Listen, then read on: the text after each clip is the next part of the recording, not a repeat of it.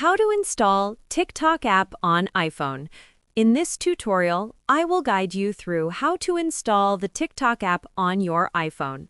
To start, go to the area where all your apps are listed on the phone. From there, tap on the App Library and search for the App Store. Once you find the App Store, tap on it to open.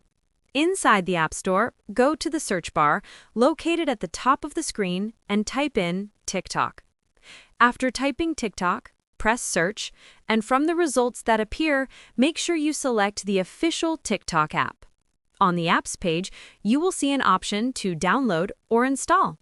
Tap on it, and the download will begin.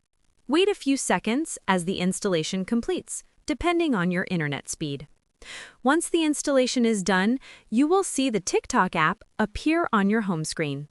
Tap on it to open, and you can either log in to an existing TikTok account or go ahead and create a new one if you don't already have an account. The process is simple and quick, and within minutes, you can start watching and creating content on TikTok. I hope this tutorial has helped you install TikTok on your iPhone.